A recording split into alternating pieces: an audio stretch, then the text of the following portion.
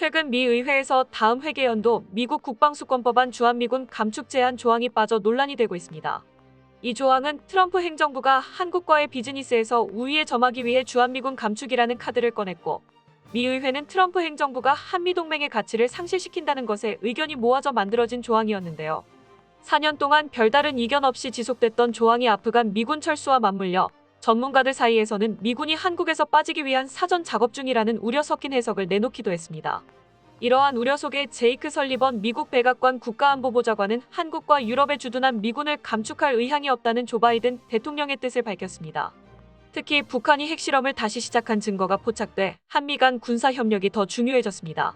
그 의미로 한국의 무기 판매 승인과 함께 전시작전 통제권을 돌려받을 수 있다고 전망하고 있는데요. 또한 미국에서도 한국의 무기에 관심을 가지며 군사교류를 통해 동맹이 굳건함을 보여주고 있습니다.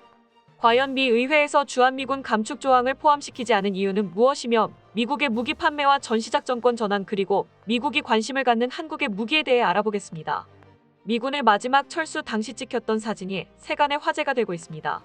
적외선 스코프로 찍힌 이 사진은 한 미군의 사진이었는데요. 개인화기를 지니고 굳은 표정으로 C-17 수송기에 오르는 야간 투시경 사진은 아프간 전쟁사의 마지막 장면으로 공식 기록됐으며, 이 사진의 주인공은 바로 크리스토퍼 도나휴 미 육군 소장이었습니다. 그는 자신의 부하들이 다 탑승하는 것을 확인한 후 마지막으로 수송기에 몸을 실었는데요. 30년이 넘는 군 생활의 백전노장도 수송기가 안전하게 이륙하고 나서야 안도의 한숨을 쉴 수 있었다고 했을 만큼 긴박했던 당시 상황을 짐작해 볼 수 있었습니다. 그런데 이렇게 아프간에서 미국이 떠나자마자 미 의회에서는 뜻밖의 발표를 해 논란이 되고 있습니다. 그 이유는 민주당 출신 애덤 스미스 미국 하원 군사위원장이 주한미군 감축 제한 조항을 뺀 국방수권법안을 공개했기 때문입니다. 이는 한국에서 큰 혼란을 가져왔는데요.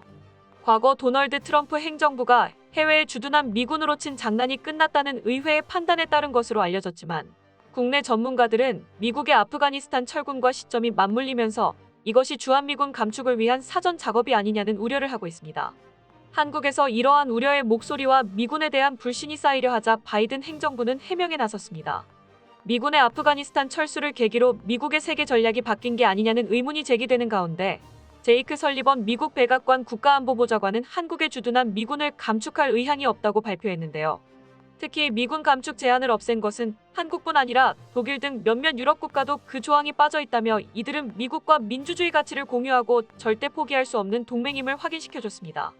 이에 전문가들은 조 바이든 행정부가 들어선 이후 한국, 독일 등 주요 지역 주둔 미군에 대한 감축 추진 움직임이 사라지면서 이런 특정 국가들을 법에 명시할 필요가 없다는 판단을 하고 조항을 뺐다고 예측하고 있습니다. 게다가 인도태평양 지역에 초점을 맞춘 외교안보 전략의 틀에서 한미동맹을 강조해온 바이든 행정부 기조로 볼 때 주한미군이 줄어들 가능성은 낮다고 보고 있습니다. 이번 미국의 법안에는 인도태평양 지역에서 중국과 북한의 위협에 맞선 동맹과 영내 병력 강화의 중요성을 강조하는 내용이 담겨 좀 더 광범위하게 미군을 운용하겠다는 취지로 보고 있습니다.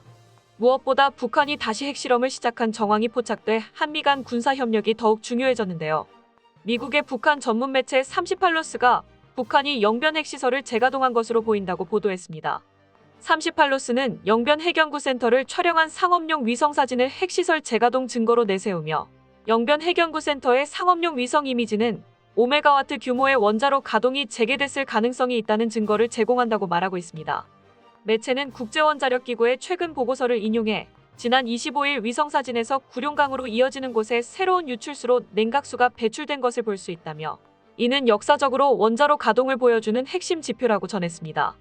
그러면서 매체는 원자로 가동 징후는 2018년 봄 이후 처음 파악됐으며, 또 5메가와트 원자로와 실험용 경수로용 저수지를 만들기 위해 구룡강댐에서 수개월간 작업이 진행됐다고 말했습니다. 북한의 핵실험은 한국을 압박하는 것도 있지만, 중국 견제를 위해 대만 해협에 모여있는 미군과 더 나아가 북한이 SLBM의 핵탄두를 탑재한다면 미국 본토까지 위험해진 상황인데요. 이런 상황에서 미국은 주한미군을 감축하기보다 오히려 더 증강해야 하는 상황까지 왔으며, 한국의 군사협력이 더 중요해졌습니다.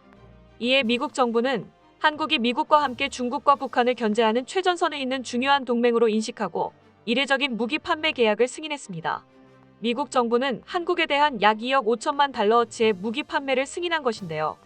미 국무부는 한국에 대한 정밀유도 무기와 관련 장비의 판매를 승인하고, 국방부 산하 국방안보협력국이 관련 내용을 의회에 통보했다고 밝혔습니다. 이번에 판매가 승인된 무기에는 제2담지비유 31 합동직격탄용 유도장치 KM-6556 3953개와 KM-6557 1981개 외에 DSU-42B 레이저 정밀유도 장치와 관련 부품 등이 포함됐습니다. 이들 무기들은 단순한 완제품 판매에 그치는 것이 아닙니다. 미국 정부는 이들 무기에 대한 기술 지원도 한국에 제공할 수 있도록 했습니다. 그렇기 때문에 판매 이후 유지 보수를 한국 내에서 할 수 있게 됐으며 더 나아가 자체 제작도 가능하게 될 것인데요. 이번 무기 계약을 통해 미국 공대지 정밀유도 폭탄의 핵심 기술을 확보하게 된다면 앞으로 만들어질 KF-21 보라매의 무장 능력도 늘어날 것입니다. 미 국무부는 이번 판매 제한은 인도태평양 지역의 정치적 안정과 평화, 경제 발전에 중요한 역할을 지속하고 있는 주요 비나토 동맹의 안보 증진을 도와 미국의 외교 정책과 국가안보 목표를 뒷받침하게 될 것이라고 밝혔습니다.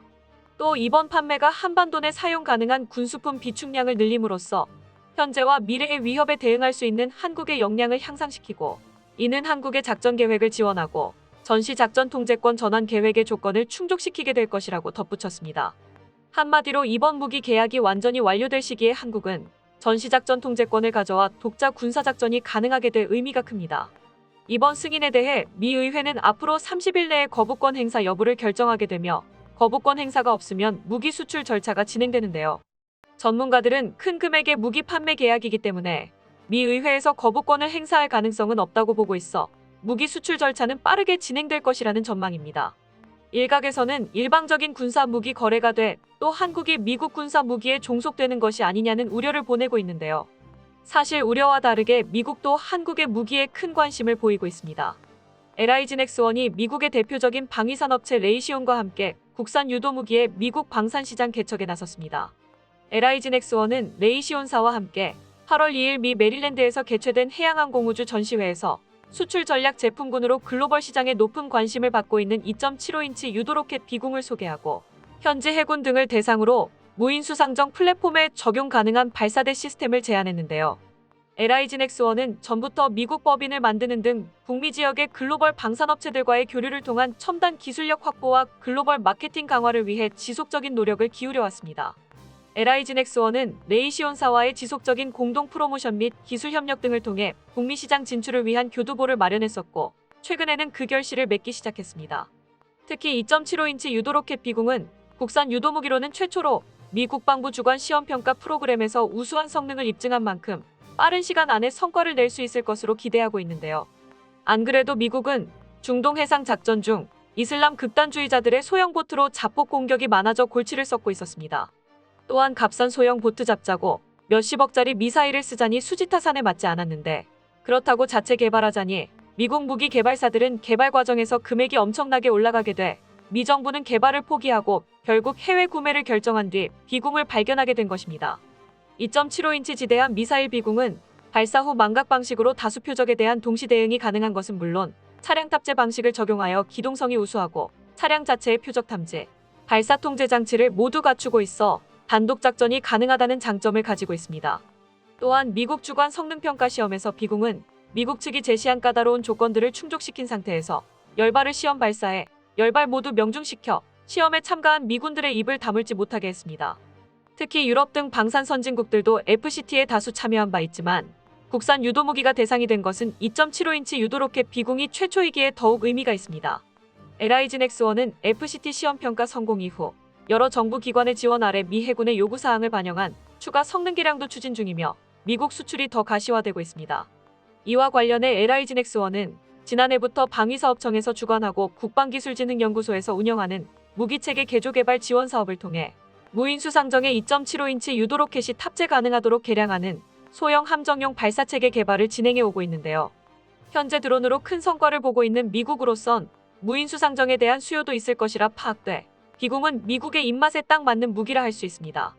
이런 것이 미 의회의 미군 감축 제한 조항 폐지에도 미군이 한국에 남을 수밖에 없는 이유입니다. 미국은 군사적으로 한국을 떠나는 것보다 한국에 남는 것이 오히려 이익이기에 철저히 자국의 이익에 의해 생각한다는 바이든 행정부는 한국만큼은 포기할 수 없을 것인데요. 또한 전시작전 통제권을 돌려받으며 완전한 자주국방에 가까워지는 한국의 행보에 박수를 보내며 언젠가 떠날지 모르는 미군에 철저히 대비하여 우리의 안보는 우리가 지킬 수 있는 한국이 되길 바랍니다. 끝까지 시청해주셔서 감사합니다. 도움이 되셨다면 좋아요를, 다른 이야기도 궁금하시면 구독을 눌러주세요.